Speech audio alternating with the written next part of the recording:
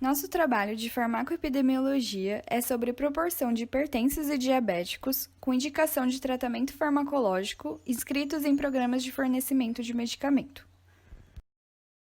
Nas últimas décadas, foi observada uma alteração no perfil das doenças prevalentes no Brasil, decorrente de uma transição demográfica e epidemiológica, com o crescimento das doenças crônicas, que corresponde a 72% das causas de morte, sendo o problema de saúde de maior relevância no país. Essas doenças possuem alguns fatores de risco em comum, como tabagismo, obesidade, dislipidemias, sedentarismo e ingestão insuficiente de frutas e hortaliças. Hipertensão arterial e diabetes mellitus são doenças crônicas não transmissíveis de alta prevalência. A hipertensão é definida como uma pressão arterial igual ou maior que 140 por 90 mm de mercúrio. Mesmo que assintomática, ela pode gerar complicações cardiovasculares, encefálicas, coronarianas, renais e vasculares periféricas. Diabetes mellitus é uma doença caracterizada por hiperglicemia crônica, decorrente da carência ou da incapacidade da insulina em exercer seus efeitos. A longo prazo, pode levar à disfunção e falência de diversos órgãos, entre eles rins, olhos, nervos, coração e vasos sanguíneos. Nos diabéticos, a hipertensão arterial é comum, indicando um risco a mais para complicações cardiovasculares. As diversas complicações geradas por essas doenças e seus fatores de risco representam a maior carga de doenças em todo o mundo. Os indicadores de saúde foram desenvolvidos com o objetivo de facilitar a quantificação e a avaliação de informações produzidas para essa finalidade. E, em termos gerais, podemos dizer que são medidas síntese, que contêm informação relevante sobre determinados atributos e dimensões do estado de saúde, assim como o desempenho do sistema de saúde. Dessa forma, quando os indicadores são observados em conjunto, eles devem refletir a situação sanitária de uma população, atuando como um mecanismo de vigilância das condições de saúde. Uma forma de obtenção de dados para a construção de indicadores pode ser, por exemplo, através da aplicação de questionários estruturados durante entrevistas.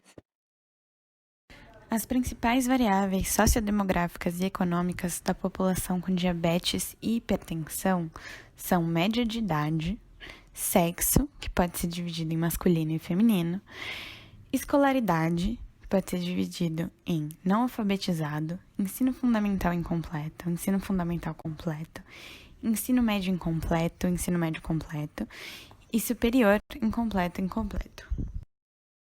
Ocupação, que pode ser dividido em trabalhadores, desempregados, donas de casa, estudantes, aposentados e pensionistas. Porte do município em termo populacional, se ele é pequeno, médio ou grande, e também renda familiar, de até um salário mínimo ou mais do que um salário mínimo, até 4 salários mínimos. Bom, a utilização desses indicadores engloba avaliar tanto os aspectos de acessibilidade, que é a relação entre a região de residência e a facilidade em se obter o serviço, quanto a disponibilidade, que é a relação entre a quantidade ofertada e a real necessidade destes medicamentos na rede pública de saúde e em estabelecimentos privados e que participem do programa de governo para a distribuição de determinados medicamentos previstos em lei, como o Cadastro Nacional de Portadores de Hipertensão e Diabetes. Dessa forma, esses indicadores são uma maneira de observar se está havendo o cadastramento adequado desses pacientes nas UBSs ou pelas equipes de saúde da família, e posteriormente, a partir de 2004, através do Programa Farmácia Popular do Brasil, nas redes varejistas de farmácia. Sendo assim, visa-se estimar a quantidade de pacientes que estão tendo acesso a estes medicamentos e quão disponível nos estabelecimentos de saúde esses medicamentos estão, considerando a dispensação gratuita, que também é prevista por lei. A importância desses indicadores é variável, a depender do objetivo do estudo realizado e os parâmetros utilizados, como diabetes e a hipertensão serem de grande prevalência na população brasileira. Indicadores como região, escolaridade, cor da pele e sexo nos possibilitam uma quantidade de informação suficiente para medidas citadas a seguir. As informações obtidas nos permitem, como por exemplo, melhores campanhas e mutirões, baseando-se nos dados do parâmetro de região e escolaridade, visando assim uma melhor abordagem e aceitação da população-alvo, além de uma identificação da população mais suscetível. Parâmetros como sexo, escolaridade e raça nos permitem uma identificação de possíveis prevalências e suas possíveis correlações.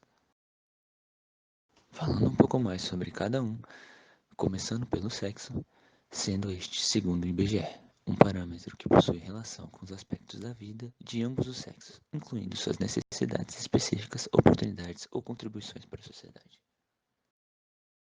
Indo para o parâmetro de região, onde a divisão regional visa traduzir, ainda que de uma maneira sintética, a diversidade natural, cultural, econômica, social e política coexistente no território nacional. Sobre o parâmetro racial ou cor de pele, segundo o IBGE, esta classificação é entendida como uma representação da diversidade humana. Esta questão pode ser avaliada por 3 formas, sendo a mais utilizada a autoatribuição, onde o próprio indivíduo afirma como se identifica. A importância, como citado anteriormente, é a possibilidade de identificação de prevalências e a possíveis correlações sobre.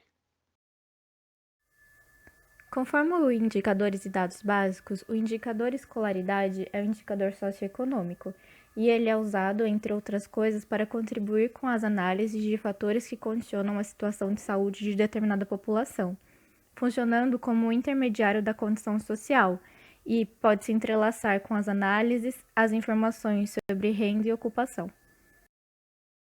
No questionário de uma pesquisa realizada em 2015 sobre hipertensos e diabéticos, inscrito no programa Farmácia Popular, há um indicador de recurso que é a renda familiar, que é utilizado para verificar quantas pessoas dependentes de medicação para diabetes e ou hipertensão não estavam inscritas no programa, por motivos diversos, e que precisavam comprar seus medicamentos em farmácia comum, ou seja, quanto da renda desse indivíduo é utilizada mensalmente para comprar uma medicação que é fornecida de graça.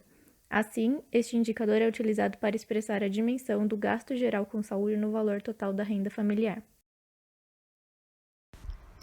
Observamos que, ao falar sobre hipertensão e diabetes no Brasil, é indispensável comentar sobre o programa Farmácia Popular do Brasil, criado em 20 de maio de 2004, com o principal objetivo de ampliação do acesso da população a medicamentos essenciais. Doenças crônicas, como a hipertensão e a diabetes, estão bastante relacionadas à dificuldade de obtenção dos medicamentos adequados, visto que devem ser utilizados medicamentos de uso contínuo, nos remetendo novamente à questão do slide anterior, relativa à renda dos indivíduos. Essa dificuldade de se obter os medicamentos acaba fazendo com que o tratamento dos pacientes seja muitas vezes irregular, acarretando na piora do quadro clínico, que muitas vezes precisaria ser tratada nos serviços ligados ao SUS. O programa, então, ajuda na prevenção de tais complicações, promovendo tanto a melhora na saúde da população, como a redução de casos complicados a serem tratados pelos sistemas públicos. Para a implementação eficiente de tal programa no país, ocorre a instalação de unidades do programa em localizações estratégicas e eficientes, através de convênios com a Fiocruz e de intervenção do Ministério da Saúde.